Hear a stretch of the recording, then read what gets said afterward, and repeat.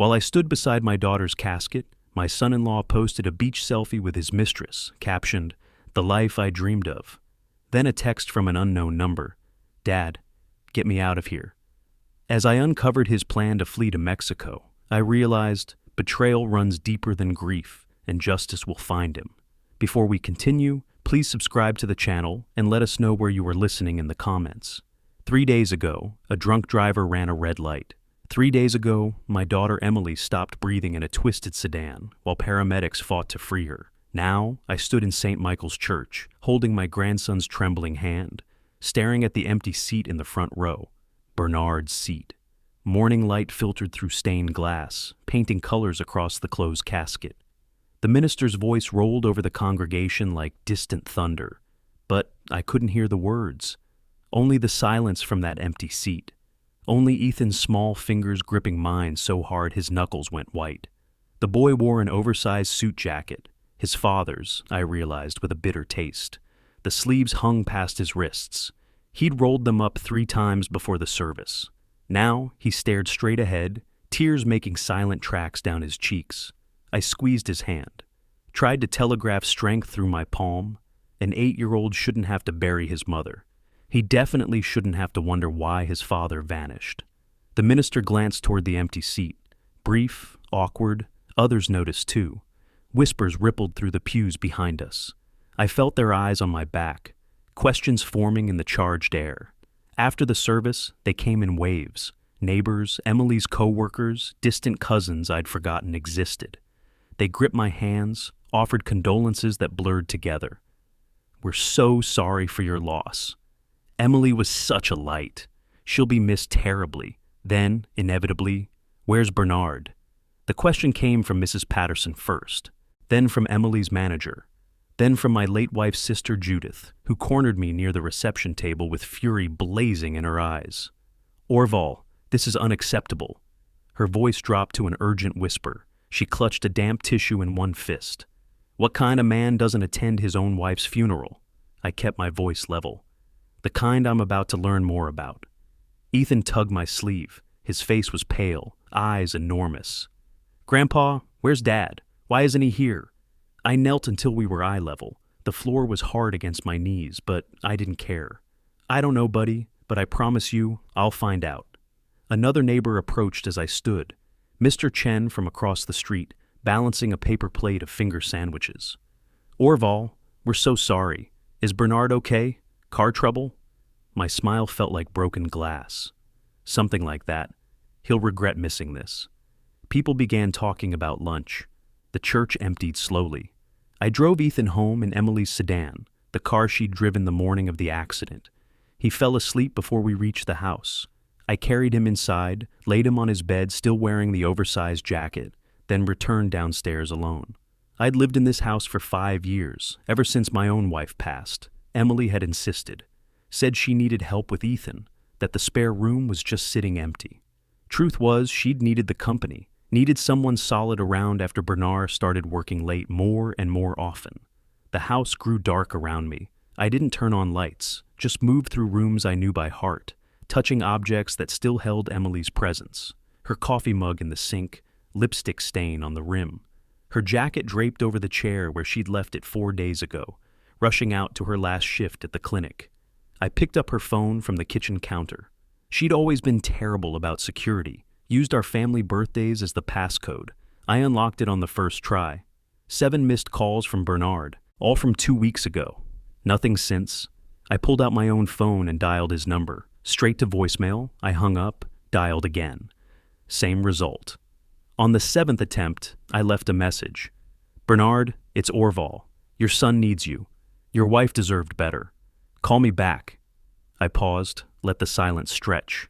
"Or don't. Either way, we'll talk soon." My hands stayed steady as I set the phone down. I walked to Emily's home office. The desk lamp cast a circle of yellow light across scattered papers. I opened her laptop, no password she'd always trusted too much, and began searching. Emails first, then calendar entries, then bank statements. The charges jumped out like accusations. 3 weeks ago, 2 plane tickets to Miami, purchased on Bernard's credit card. Last week, hotel reservation. Oceanfront suite.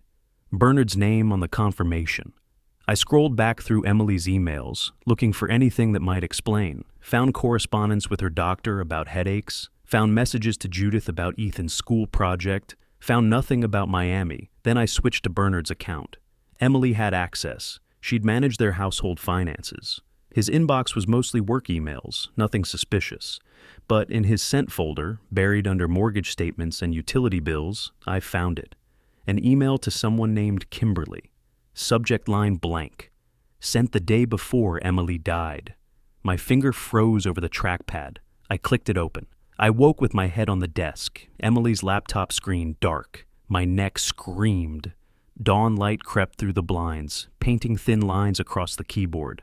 I'd fallen asleep reading Bernard's email to Kimberly. Vague promises about starting fresh and finally being free. Pounding rattled the front door. I pushed up from the chair, joints protesting. Stumbled through the living room. Through the window, I saw Judith on the porch, clutching her phone like a weapon. I opened the door. She pushed past me without greeting.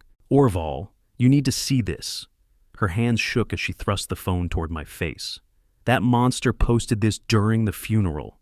The screen showed Bernard's Facebook page. The photo was recent, posted yesterday at 2:47 in the afternoon, while I was shaking hands with mourners, while Ethan was asking where his father went. Bernard reclined on a beach chair, tropical drink in hand, sunglasses reflecting blue sky. Beside him, a woman in a white swimsuit smiled at the camera, young, fit, blonde. The caption read, "The life I dreamed of." Something cold settled in my chest. "That's Kimberly Henderson," I said. My voice sounded distant, mechanical. "From 3 houses down." Judith stared at me. "What?" Emily knew. The words came out flat. She told me 6 months ago. Suspected Bernard was seeing someone. Cried in this kitchen, right where you're standing. Said she thought it was the neighbor who taught spin classes at the gym. Judith's face went pale, then flushed red. "That son of... I need your phone." She handed it over. I screenshot the post, emailed it to myself, then opened my laptop. Created a new folder labeled Evidence. Downloaded the image, saved it 3 different ways. Judith paced the kitchen, tissue pressed to her mouth. "Call the police. He abandoned his son. And tell them what?"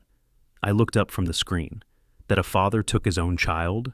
Legally, Ethan is Bernard's son. I'm just the grandfather. But Ethan needs... My phone buzzed against the desk. Unknown Oregon number, text message. "Dad, get me out of here." My throat closed. Ethan sometimes called me Dad, had since he was 4 and couldn't quite manage Grandpa. The message was his, short words, simple punctuation, exactly how he texted. I called the number back. It rang 4 times, then went to voicemail.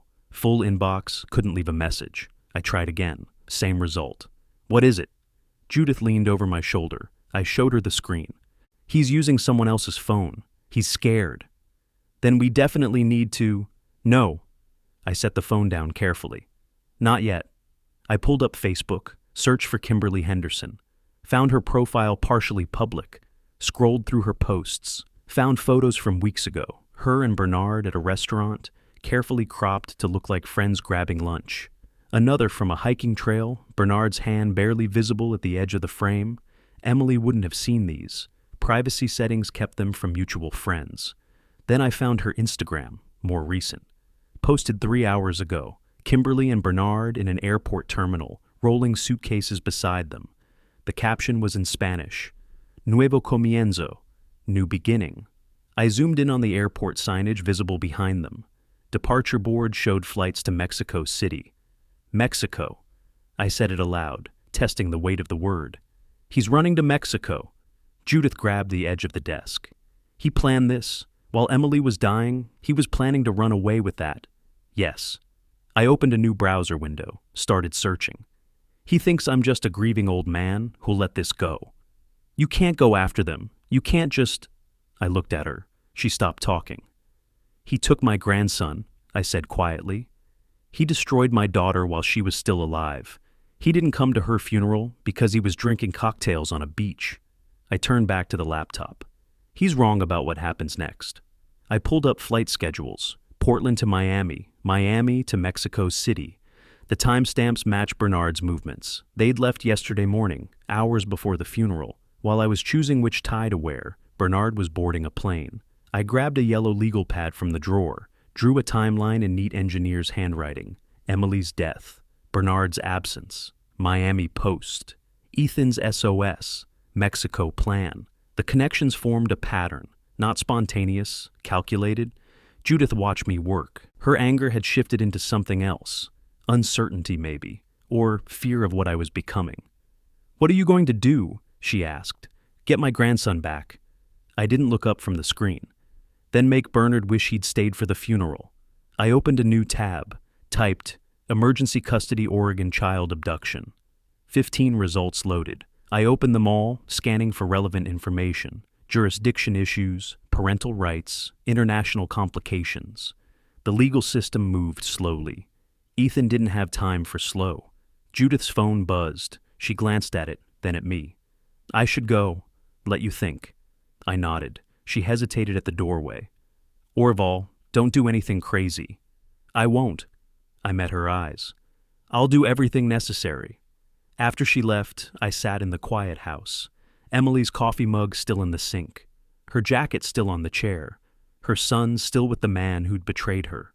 I clicked through more websites, read about Mexican extradition laws, read about private investigators who specialized in international cases, read about what happened when the legal system failed. My hands didn't shake anymore. They wouldn't shake again until this was finished. The afternoon had burned away while I researched. 6 hours of reading legal forums, scanning custody statutes, learning words like parens patriae and habeas corpus. My coffee had gone cold 3 times. I picked up my phone and dialed the Portland Police non-emergency line. The automated system cycled through options. I pressed 3 for family matters, waited. A woman's voice finally answered. "Portland Police, Officer Michael speaking." I kept my voice steady. "My name is Orval Rice. My son-in-law took my 8-year-old grandson and is fleeing to Mexico.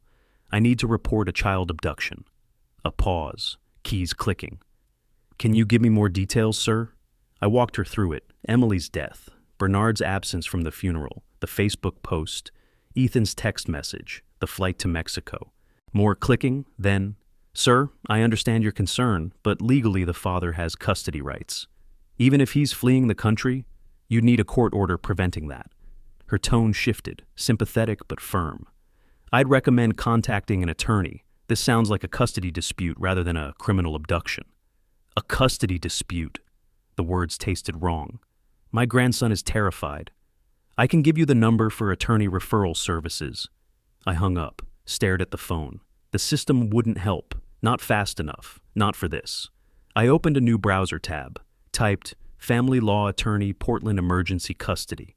The results loaded. I scanned past advertisements, past the big firms with generic photos. Found Margaret Owens halfway down the page. Solo practitioner, 20 years experience, specialization, emergency guardian cases, grandparents' rights. I clicked through to reviews, 4.8 stars. Comments mentioned aggressive, doesn't back down, save my grandkids. Her office number was listed. I dialed before I could overthink it. Owens Law Office. A younger voice, professional. "I need to speak with Margaret Owens about an emergency custody case." "Ms. Owens doesn't take calls after 5. I can schedule. Tell her it's emergency custody, international child abduction. I'll pay whatever consultation costs." "Sir, I really can't." "Tell her a man skipped his wife's funeral to drink cocktails with his mistress in Miami, while his 8-year-old son texted his grandfather for help. Tell her that man is taking the boy to Mexico tonight or tomorrow. Tell her I have evidence." Silence. Then, "Hold, please." 60 seconds crawled by. I heard muffled voices. A new voice came on the line, older, direct. "This is Margaret Owens. You have 2 minutes." I gave her the summary. No wasted words. Emily's death, Bernard's flight, the social media post, Ethan's messages, the Mexico timeline. She listened without interrupting. When I finished, she said, "My office, tomorrow morning. Bring everything. Birth certificates, bank records, proof of Bernard's location. This will cost $500 for consultation. If I take your case, we're looking at $5,000 minimum. I'll pay it. Can you be here at 8 tomorrow morning? I'll be there at 7:30. "Good. She gave me the address, Morrison Tower, 15th floor. Then, Mr. Rice, I've handled cases like this. You have maybe 48 hours before he crosses into Mexico. After that, everything gets exponentially harder. Understood. She hung up. I set the phone down, looked around Emily's office. I needed documents, evidence. Everything that would prove Bernard was unfit, that Ethan belonged with me. I walked to Emily's bedroom, pulled file boxes from her closet. She'd always been organized, learned it from her mother, labeled folders, medical, school, insurance, legal. I carried the boxes to the office, started sorting. Ethan's birth certificate, check. Vaccination records, check. School reports, straight A's, teacher comments about bright, eager student, check. My phone vibrated, unknown number again. Text message. We're at a hotel. Grandpa, I'm scared. My hands shook typing the response. Hold on, buddy. I'm coming for you. Don't let your dad see you texting. Stay safe. 3 dots appeared, disappeared, no reply. I set the phone down carefully, back to the documents. I printed Bernard's Facebook post, printed Kimberly's Instagram photos, pulled up bank statements showing the Miami charges, printed those too. My printer ran out of paper. I loaded more, kept printing. Around midnight, Judith called. I let it go to voicemail. She'd left around noon after I assured her I had a plan. Calling back now would waste time I didn't have. I spread everything across Emily's desk. Birth certificate on the left, Facebook post in the center, bank statements on the right. Then I saw the folder I'd missed, labeled insurance in Emily's neat handwriting. I opened it, life insurance policy, $250,000. Beneficiary, Bernard Rice. I scanned the pages, standard terms mostly. Death benefit payable within 60 days. Accidental death clause. Then I reached page 4, a clause about guardianship. I read it twice to be sure. In event primary beneficiary relinquishes or abandons guardianship of minor child, within 30 days of insured's death, death benefit shall transfer to alternate guardian listed below. The name typed underneath, Orville Rice. Emily had planned for this. Not just planned, she'd built a trap. If Bernard abandoned Ethan, he lost the money. All of it. I grabbed my yellow legal pad, wrote, insurance leverage, $250K, hinges on custody. The clock showed 3 a.m. Margaret's office opened at 8, 5 hours. I laid out the documents in order. Ethan's birth certificate on the left, Bernard's Facebook post in the center, bank statement showing the Miami charges on the right. Behind them, printed emails between Bernard and Kimberly going back 6 months.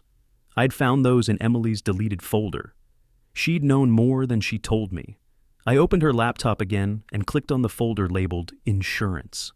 I left Emily's house at 7. Documents in a leather folder my wife gave me 20 years ago. Downtown Portland at dawn looked empty. Streets slick with rain that had fallen overnight. I found parking on 3rd Avenue, fed the meter enough quarters for 3 hours, and took the elevator to the 15th floor. Morrison Tower smelled like carpet cleaner and ambition. Margaret Owen's office was at the end of the hall, frosted glass door with gold lettering. I arrived at 7:30.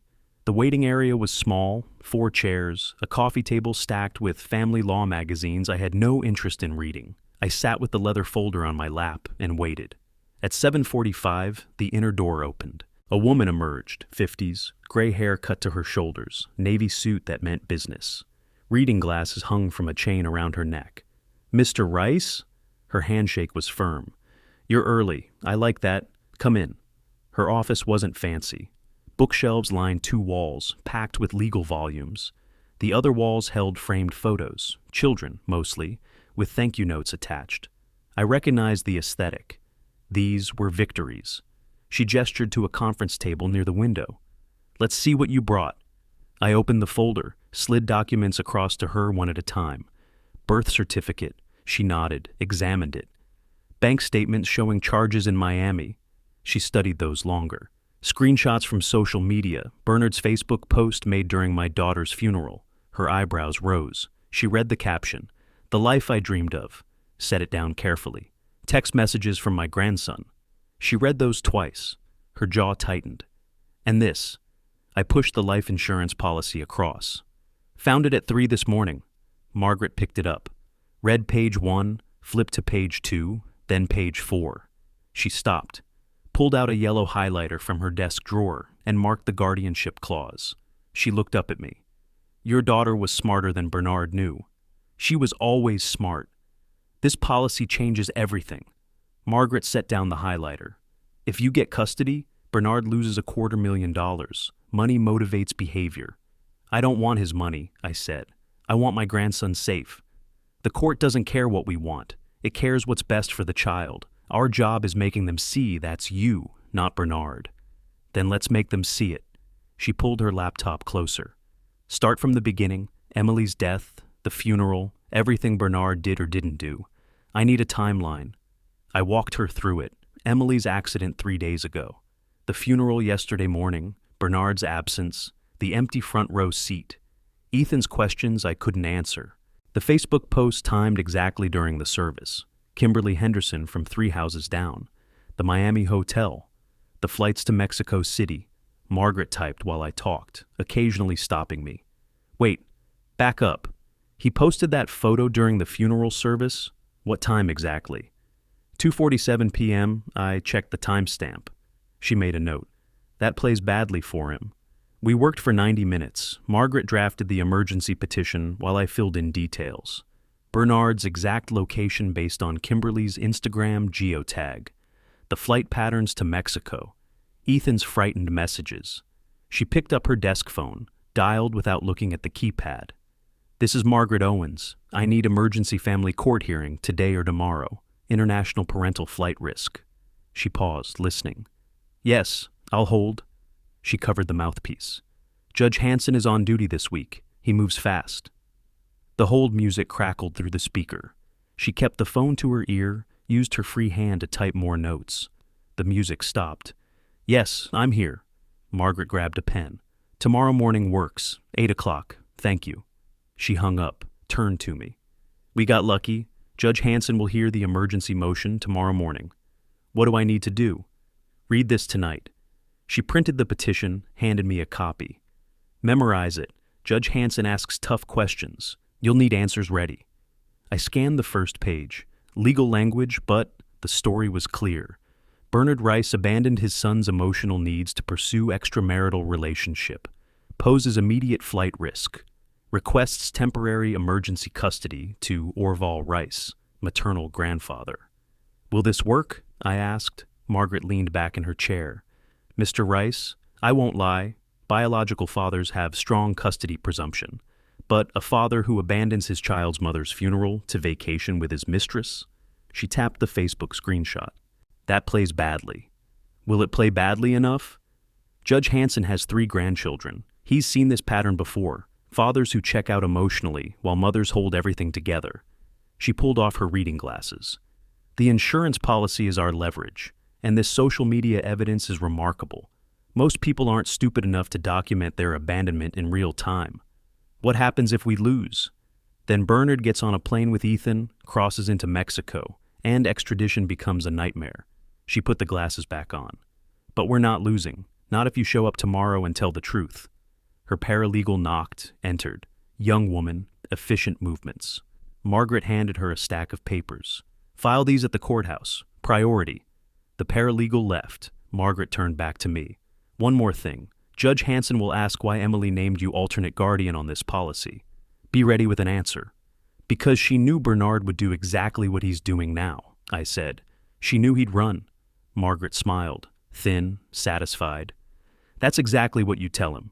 She walked me to the door, handed me a receipt for $500 I'd paid by check.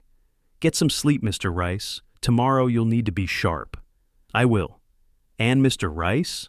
She met my eyes. Your daughter built a safety net even while falling. She trusted you to catch her son. Let's make sure we do. I walked to my car with the petition copy folded in my jacket pocket. The hearing was set for 8 tomorrow morning, 16 hours. I pulled out my phone and opened the text thread with Ethan's messages. The last one, from yesterday. Grandpa, I'm scared, I typed. Court hearing tomorrow morning. Hold on one more day. I'm bringing you home. I hit send before wondering if he'd even see it. Then my phone rang. Unknown number, Texas area code. I answered. The voice on the phone was tired, professional. Mr. Rice, this is Daniel Cortez, night manager at the Riverside Inn in Houston.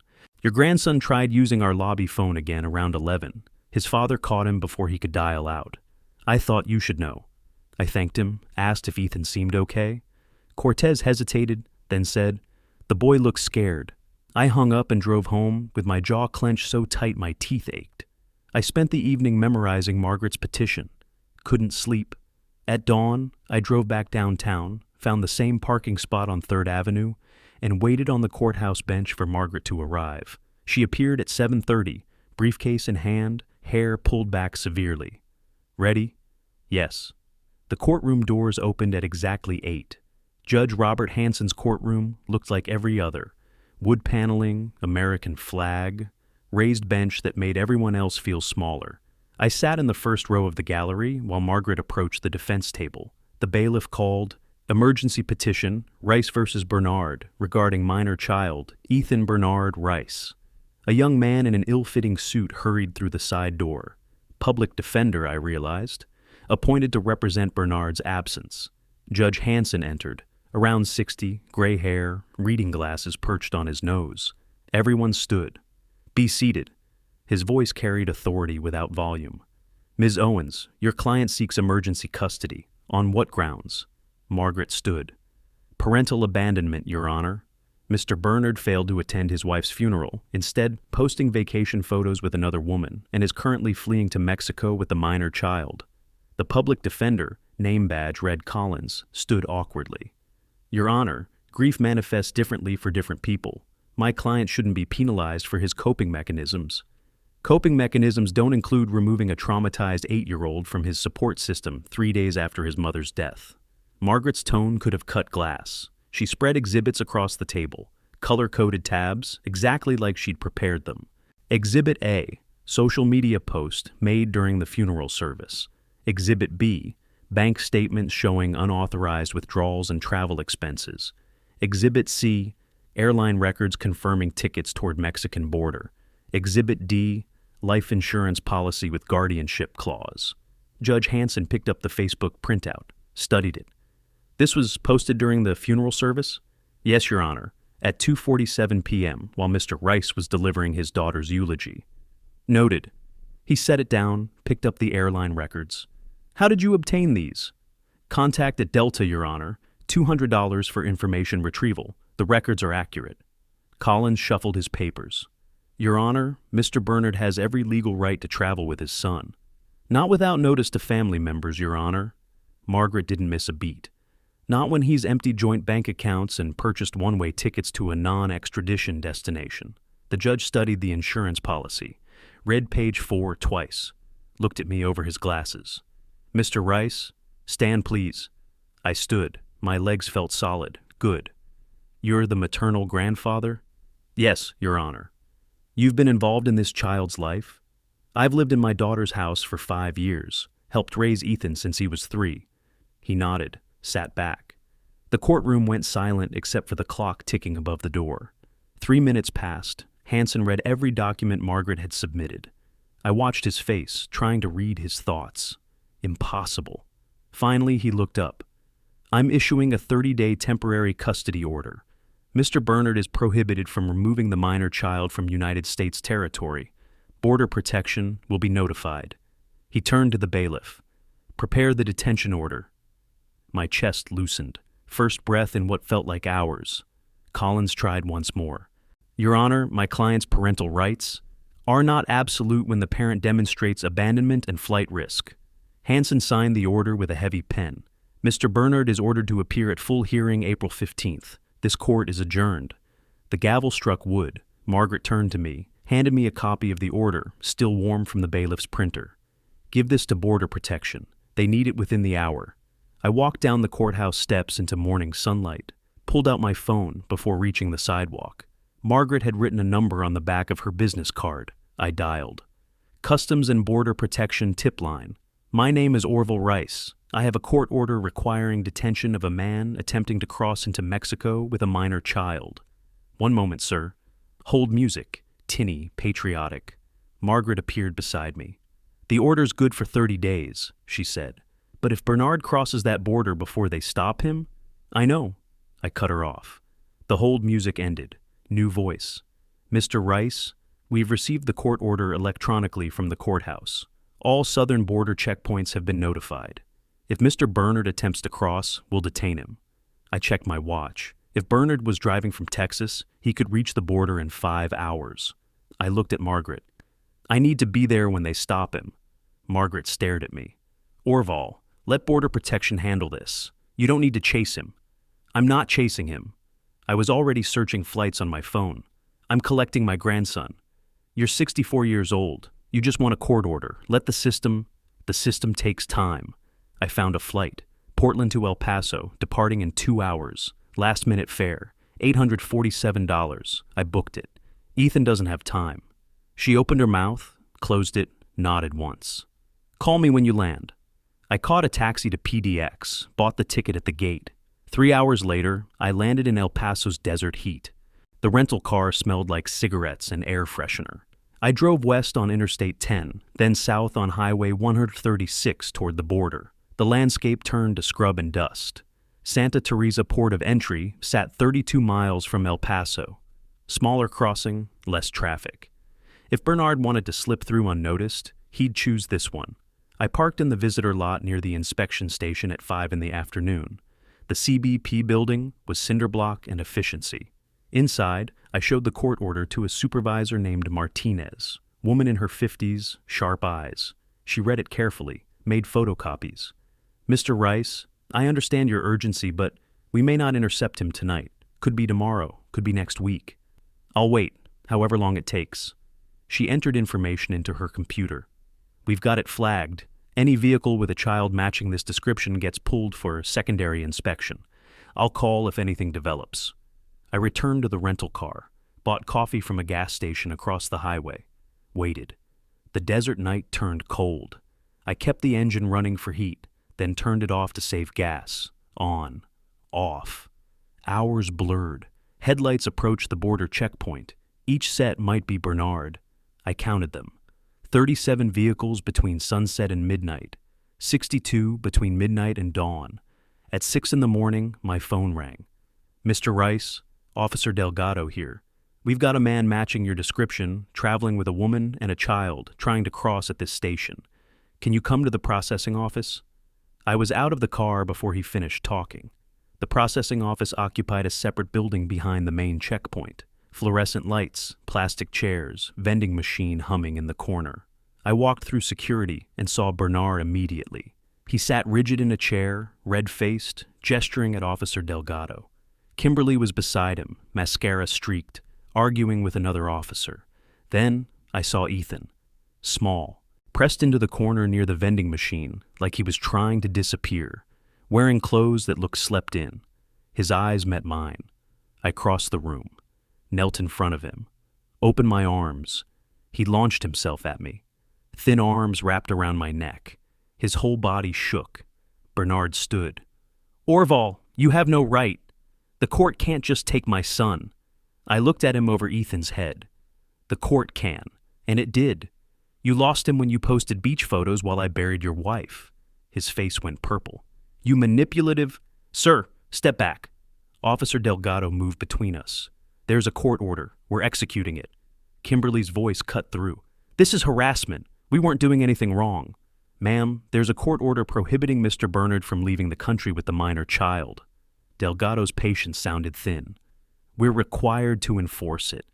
I stood, still holding Ethan. He buried his face in my shoulder. Bernard jabbed a finger at me. This isn't over. I'll fight this. He's my son. He's Emily's son. My voice came out cold, steady. You were dancing on her grave while he cried for his mother. Bernard lunged forward. Delgado grabbed his arm. Sir, you're already in violation of a court order. Don't make this worse. They processed paperwork for 90 minutes, transferred custody officially. Bernard would spend 24 hours in detention, then be released with orders to appear in Portland for the full hearing. Kimberly cried the entire time. Blame me, blame the officers, blamed everyone except the man who'd stolen a grieving child. Finally, Delgado handed me release papers. You're free to go, Mr. Rice. Keep the boy close. I will. Ethan hadn't let go of my hand since we left the CBP office. I buckled him into the rental car's back seat. Kimberly's voice still echoed from the building behind us, shrill accusations bouncing off concrete walls. I started the engine. Ethan spoke for the first time in full sentences. Dad said we were going on an adventure. He said Mom wouldn't have wanted me to be sad.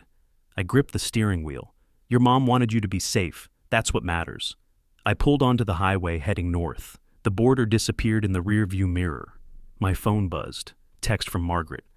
Did you get him? I glanced at Ethan in the mirror. He'd fallen asleep already, exhausted.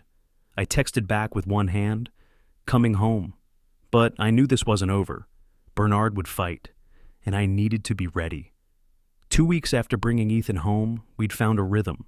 Breakfast at 7, school bus at 7:45, homework after dinner. Small routines that felt like reconstruction. Ethan was enrolled at Bridgeport Elementary, 4th grade. His teacher called him quiet but attentive. Progress, I told myself. Healing takes time. That Tuesday morning, I was scrambling eggs when the doorbell rang. Ethan looked up from his cereal, eyes widening. He's still startled at unexpected sounds. It's okay, I said. Probably just mail. But the mail carrier didn't ring doorbells. A young man in business casual stood on my porch. He thrust an envelope into my hands. You've been served. He walked away before I could respond. Inside, legal documents, Bernard's counter petition. Attorney letterhead, Richard Vance, family law specialist. I read standing in the doorway. The language was aggressive, clinical. Petitioner manipulated court proceedings. Respondent has parental rights under Oregon law. Elderly petitioner cannot adequately provide long-term care for minor child. Elderly. The word stuck like a splinter. I waited until Ethan left for the bus before calling Margaret. They filed, I said. Expected. Who's representing him? Richard Vance. She swore quietly. Expensive. Very expensive. Kimberly's parents must be funding this. Can he win? He'll try. Vance is good, but so am I. The hearing came 2 days later. I wore my navy suit, the one I'd worn to Emily's funeral. Bernard sat across the aisle looking polished. Haircut, pressed shirt, practiced expression of wounded fatherhood. Vance beside him projected expensive confidence with his tailored suit and leather briefcase. Judge Hanson presided again. Same courtroom, different stakes. Vance stood. Your Honor, my client seeks to overturn the temporary order that separated him from his son. Mr. Bernard has been a devoted father, and the court's previous ruling was based on incomplete information and emotional manipulation. Margaret countered immediately. Mr. Bernard abandoned his son at his mother's funeral to vacation with his mistress. That's not incomplete information. That's documented fact. Grief manifests differently. Your Honor, Margaret cut him off, we're not here to debate grief. We're here to determine what's best for an 8-year-old child who's already lost his mother. Vance changed tactics, turned to me. Mr. Rice, you're 64 years old. How many years do you realistically expect to be physically capable of raising an 8-year-old child? I kept my voice level. As many as needed. Unlike his father, I'm not planning to abandon him. But you're a single man in your 60s. You have health issues? I take medication for cardiac arrhythmia, controlled condition. My cardiologist can confirm. Vance smiled thinly. Mr. Rice takes medication for cardiac arrhythmia. What happens to this child if his guardian suffers a cardiac event? Margaret stood. Mr. Rice's cardiologist confirms his condition is stable and well managed. Unlike Mr. Bernard's emotional stability, which led him to flee the country with a traumatized child. Judge Hanson raised a hand. I'm ordering psychological evaluation of the minor child and home inspections of both households. We'll reconvene after those reports are filed. 3 weeks of invasive assessment followed. A court-appointed psychologist, Dr. Sarah Chen, spent 3 hours with Ethan over 2 sessions. I waited in the hallway during his interviews, trying not to listen through the door, but voices carried. Do you feel safe with your grandfather? Yes. What about your father? Do you want to see him? Long pause. I don't know. He scares me now. Why does he scare you? Because he left. Mom died, and he just left. I walked to the water fountain, composed myself. The home inspector came on a Thursday afternoon while Ethan was at school. She measured rooms, checked smoke detectors, photographed Ethan's bedroom, the one I decorated with his belongings from Bernard's house. She took notes constantly. I wrote a check for $3,500, court-appointed evaluation service. Watched my savings account deplete. Dr. Chen's report arrived a week later. Margaret read the key section aloud in her office. The minor child exhibits clear anxiety when discussing his father, describing feeling scared and confused. In contrast, he demonstrates secure attachment to his grandfather, stating unprompted, "Grandpa makes me feel safe." "That's good," Margaret said. "That's very good." But Vance wasn't finished. He filed another motion. Financial disclosure. Margaret tapped her pen on the desk. "He's looking for something. Why does Bernard suddenly care about your finances?" I thought about the insurance policy. The $250,000 frozen by Pacific Life, pending custody resolution. "Because it's not about Ethan," I said slowly. "It never was. It's about the money." Margaret stopped tapping. "Then, let's give him what he's looking for. We'll request financial disclosure from Bernard, too. Let's see how he spent Emily's money while she was dying." She pulled up a court form on her computer. I watched her type. Outside her office window, Portland rain started falling. The war was escalating. The letter from Pacific Life Insurance Company arrived on a Tuesday. Official letterhead, certified mail signature required. I read it twice. Death benefit payment of $250,000 suspended pending resolution of custody dispute and beneficiary determination. Company cannot proceed with payment until legal standing of alternate guardian clause is established through court proceedings. My hands shook, not from anger, from understanding. Bernard wasn't fighting for Ethan. He was fighting for $250,000. I drove straight to Margaret's office, walked in without calling ahead, put the letter on her desk. She read it, looked up. "Now we know what he really wants. Can we use this?" "Absolutely." She pulled out her laptop. "If he wants financial disclosure, we'll bury him in it." Margaret drafted the subpoena that evening, filed it the next morning. 7 years of Bernard's financial records, credit cards, bank accounts, loan applications, spending patterns. When the records arrived 2 weeks later, we spread them across her conference table. Spreadsheets, highlighters, calculator. The timeline revealed itself like a crime scene photograph developing. April 2nd, cash advance, $15,000, Chase joint credit card. Emily and Bernard's account. 3 days before Emily's accident. Merchant, Miami Beach Resort Hotel. Merchant. American Airlines, 2 tickets. Margaret circled the date with red marker. He booked the trip before she died. I stared at the numbers. He was already planning to leave her. The charges continued. Miami restaurants, beach club membership for Kimberly Henderson, rental car upgrade, shopping sprees at Lincoln Road, all on Emily's credit card, all while I was planning my daughter's funeral. The May hearing felt different, colder. Margaret projected the bank statements on the courtroom screen, line by line, each charge displayed for Judge Hanson to see. Bernard squirmed in his seat. Vance whispered urgently to him. Judge Hanson studied the projection. "Mr. Bernard, can you explain why you needed $15,000 for a Miami vacation immediately following your wife's death?" Bernard's voice came out hoarse. I couldn't handle being in Portland. Everything reminded me of Emily. "Including your 8-year-old son?" Silence. Vance stood. "Your Honor, my client was grieving. People process loss differently. The expenditures in question represent his attempt to cope with overwhelming tragedy." Margaret's response was surgical. Overwhelming tragedy he planned before his wife even died, judging by the booking dates. She clicked to the next slide. "April 2nd, Your Honor. Emily Rice died April 5th.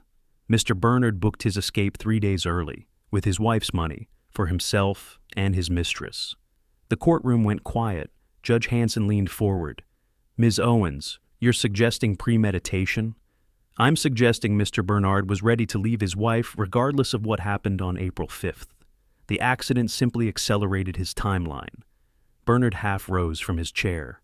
"That's not—" "Sit down, Mr. Bernard." Hanson's voice carried steel. The judge turned to me.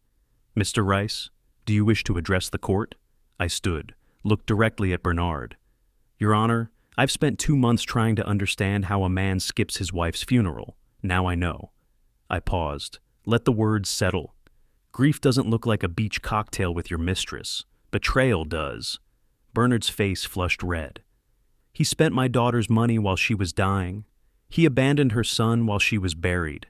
This isn't grief, it's opportunism. The courtroom stayed silent. Judge Hanson took extensive notes. Finally, I'm postponing my decision until June. Both parties will have opportunity for closing arguments. Court adjourned.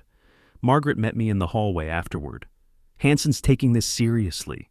The financial evidence mattered. Will it be enough? In Oregon, character matters, and we just showed his character clearly. I drove to the parking garage, sat in my car for 20 minutes, gripping the steering wheel, processing the depth of it.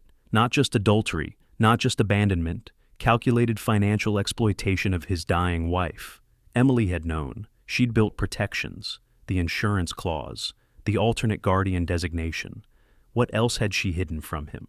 Margaret walked me to the elevator later that afternoon. The decision comes in June. Based on what Hanson saw today, I think we're in good position. I pressed the button. But you can't guarantee it. Nothing's guaranteed in family court. Biological parents have strong presumption. The elevator arrived. I stepped in. Then we need more. Bernard's spending reveals character, but Vance will spin it. What else did Emily leave behind? Margaret held the door. What do you mean? Emily knew what Bernard was. She built the insurance protection. She named me guardian. The elevator dinged impatiently. What else did she hide from him? What else might be in her documents? Margaret's eyes sharpened. Her will. We used the insurance policy and the custody designation, but we never read the whole will. Then let's read it. The elevator door closed. I had 3 weeks until Judge Hanson's decision. Time enough to find whatever final protection Emily had left for her son. I drove home from Margaret's office with one thought. Read the will. Every word. Back at the house, I went straight to the file cabinet. Pulled out the manila folder labeled Emily Legal Documents. Inside, the will I'd glanced at weeks ago, focused only on the insurance policy. I'd missed the rest. I spread it across the kitchen table under the overhead light. The document was dated August 2023, 18 months before Emily died, when she and Bernard were supposedly happy. I read slowly. Page 3, paragraph 2. In the event of my death, I designate my father, Orval Rice, as legal guardian of my minor child, Ethan Bernard Rice. My breath caught. Page 5, property clause. The real property located at 4527 Hawthorne Boulevard, Portland, Oregon, currently held as joint tenancy with Bernard Rice, shall be transferred to irrevocable trust for the benefit of Ethan Bernard Rice until age 21, with Orval Rice serving as trustee. Emily had protected everything, her son, her house, her son's future.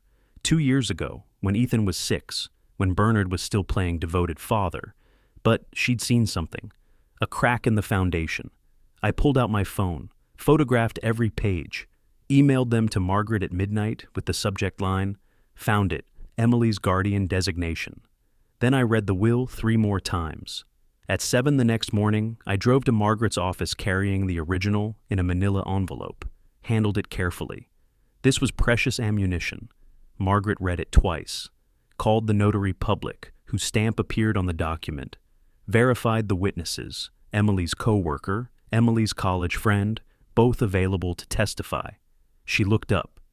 This will is a legal nuclear weapon, properly executed, witnessed, notarized, filed with the county. Bernard can challenge it, but he'd need to prove undue influence or mental incapacity. And Emily was 33, healthy and employed when she signed this. Why didn't I read this more carefully before? Because you were focused on the insurance. But this is better. This is Emily speaking from beyond, telling the court exactly what she wanted. She filed it as evidence that afternoon. Vance responded within 48 hours. Motion to exclude the will. Claims of undue influence and questionable circumstances. Margaret's response was surgical. Witnesses, notary verification, county filing records. The will stood. Judge Hanson scheduled the final hearing for mid-June. 3 days before the hearing, I was making lunch for Ethan when the doorbell rang, insistently, multiple times. Through the window, I saw Bernard, Kimberly beside him, 2 Portland police officers behind them. I opened the door. The senior officer spoke first. Mr. Rice, we received a call about parental interference with custody. I walked to my desk, retrieved the temporary custody order, handed it to him. He read it, turned to Bernard. Sir, Mr. Rice has a valid temporary custody order from Multnomah County Family Court. You're not permitted to approach this residence or contact the child without court permission.